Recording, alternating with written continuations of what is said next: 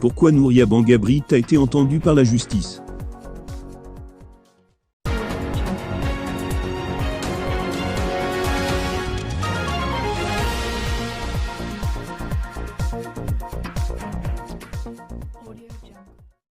Nouria Bangabrit, ancienne ministre de l'Éducation nationale algérienne, a comparu, aujourd'hui 23 décembre 2020, devant la deuxième chambre du pôle pénal spécialisé dans la lutte contre le crime financier et économique du tribunal de Sidi Mamed à Alger. La comparution de celle qui fut l'ancienne directrice du Centre de recherche en anthropologie sociale et culturelle d'Oran, puis ministre de l'Éducation nationale entre le mois de mai 2014 et la fin mars 2019, serait relative à de présumées affaires de corruption qui dateraient de cette époque. Cette sociologue et chercheuse de formation, présidente du comité arabe de l'UNESCO pour l'enseignement supérieur, vice-présidente du conseil d'administration de l'Institut africain de la gouvernance, membre désigné par le secrétaire général des Nations unies au comité des politiques de développement, a été convoquée pour répondre à des accusations, dans le cadre d'une plainte ayant trait à la gestion d'établissements scolaires, dépendant de son ministère. En effet, l'ancienne directrice du lycée algérien de Paris, Nadia Messassi, proche de l'épouse de l'ancien Premier ministre Abdelmalek Sellal, aujourd'hui emprisonné, avait été limogée par décret présidentiel à la fin du mois de mai 2019.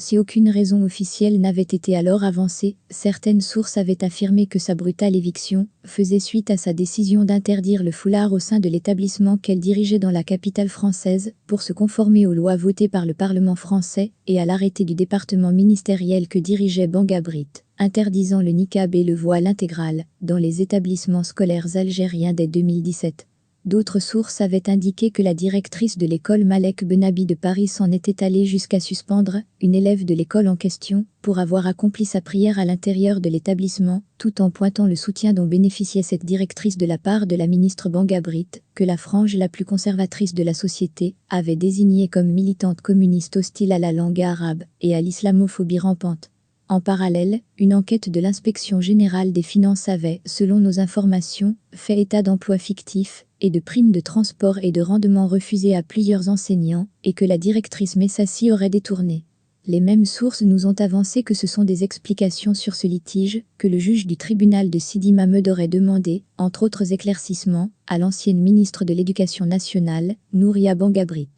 Notons qu'à la fin du mois de juin 2019, l'Organisation nationale des parents d'élèves avait annoncé avoir déposé plainte à la Cour d'appel d'Alger contre Nouria Bangabrit et ses conseillers accusés, entre autres, de haute trahison et malveillance. Un certain milieu conservateur constitué de députés de la coalition islamiste Alliance Verte regroupant plusieurs formations islamistes algériennes s'était élevé contre l'une des recommandations issues de la Conférence nationale sur l'évaluation de la mise en œuvre de la réforme du système éducatif algérien tenue les 25 et 26 juillet 2015. Il estimait que l'action de Nouria Bangabrit, à qui il prêtait des origines juives, s'assimilait à une tentative de nuire à l'arabe, qui est la langue du Coran, de l'islam et du peuple algérien. Une des recommandations proposées par des experts et pédagogues psycholinguistes, neurolinguistes et orthophonistes présents à cette conférence préconisait l'usage par les enseignants des langues maternelles, au détriment de la langue arabe littéraire, qui en réalité est une nouvelle langue pour les enfants des écoles primaires. Le 22 janvier 2020, lors de sa rencontre avec les médias, Abdelmajid Tebboune répondait en ces termes à la question sur les réformes à venir dans le système éducatif national. « Je pense que tous les Algériens revendiquent un changement fondamental du système éducatif, en particulier à l'école primaire.